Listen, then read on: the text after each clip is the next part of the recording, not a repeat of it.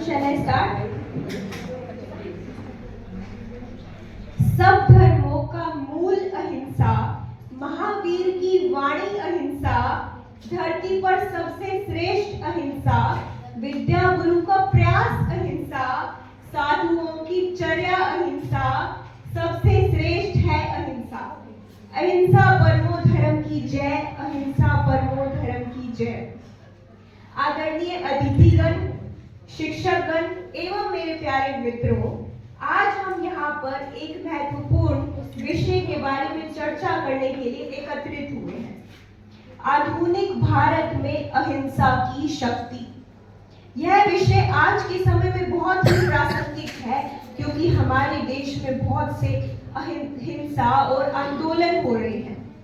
हिंसा न केवल हथियारों से बल्कि मन, वचन और कर्मों से भी की जा रही है।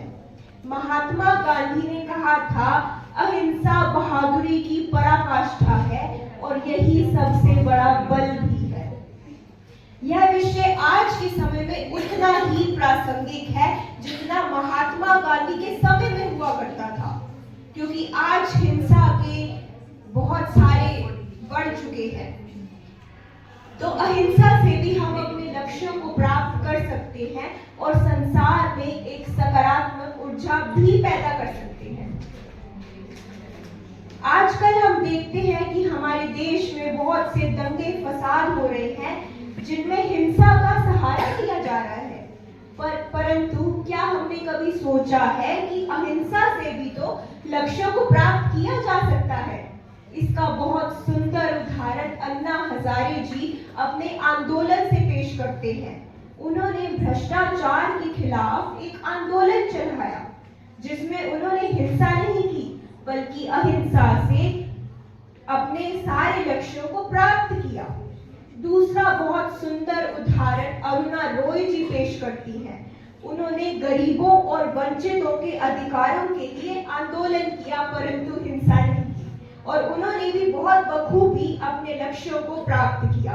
तो इससे हमें क्या सीखने को मिलता है? इससे हमें यह सीखने को मिलता है कि अहिंसा से भी अपने लक्ष्यों को प्राप्त किया जा सकता है।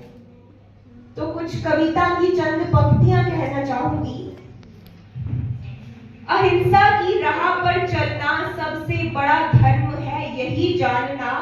अहिंसा की राह पर चलना सबसे बड़ा धर्म है, यही जानना। जो हिंसा करता है वह खुद को ही मारता है, जो हिंसा करता है वह खुद को ही मारता है। अहिंसा की शक्ति से देश ने आजादी का परचम लहराया था। अहिंसा की शक्ति से ही देश ने आजादी का परचम लहराया था।